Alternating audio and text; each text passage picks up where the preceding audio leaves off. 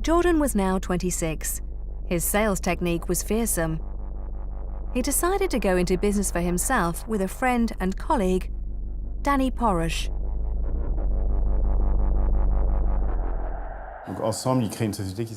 Together they set up a company called Stratton Oakmont.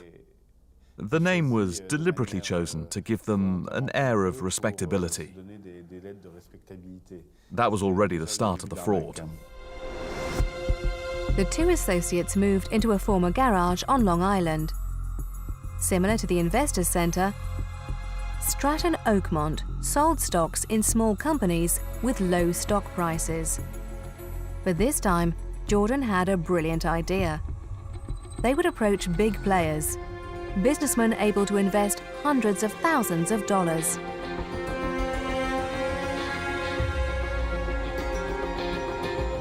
To do that, he took on about a dozen friends that he knew from his childhood in Bayside. Guys who were not very bright and knew nothing about the world of finance. It started like any small, slightly half-baked company. Things were a bit haphazard. The start was lackluster, so Jordan worked more on his sales technique. After a few months, he gave his employees a sort of handbook of hard selling,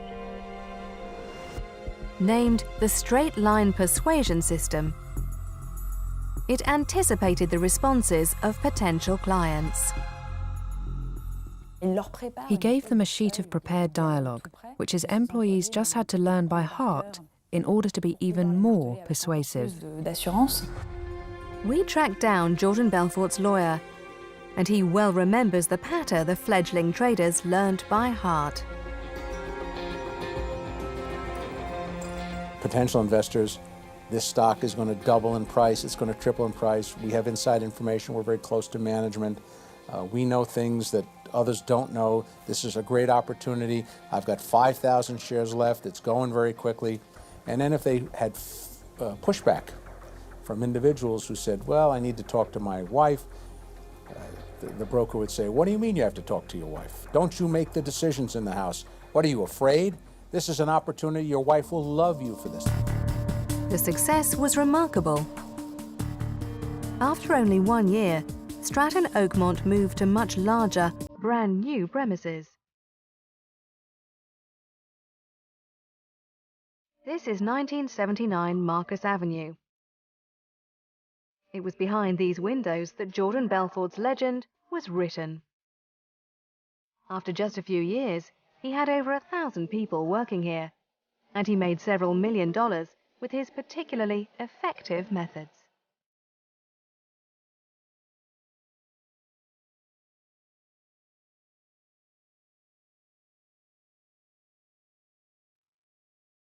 The choice of this location, away from Wall Street, was not by chance, according to Joel Cohen, the prosecutor who investigated Stratton Oakmont over a long period.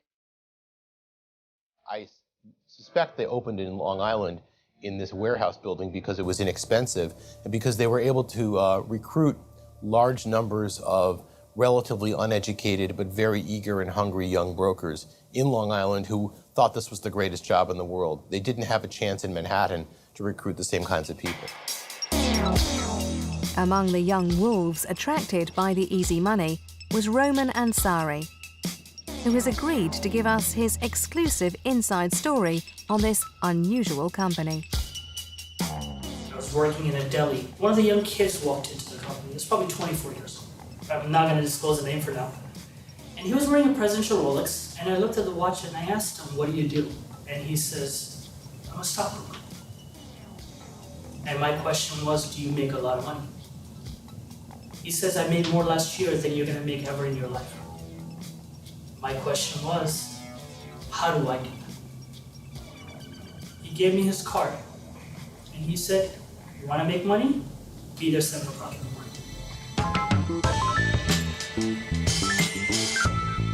The next day, Roman went to Long Island. He was amazed by what he saw in the Stratton Oakmont parking lot. From Ferraris to Lamborghinis to Maybachs to Porsches, anything. I don't remember seeing any cars that were like cheap.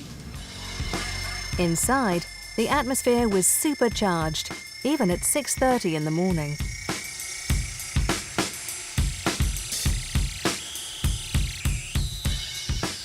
Imagine a room full of, 1,500 people you walk into, and just a lot of noise.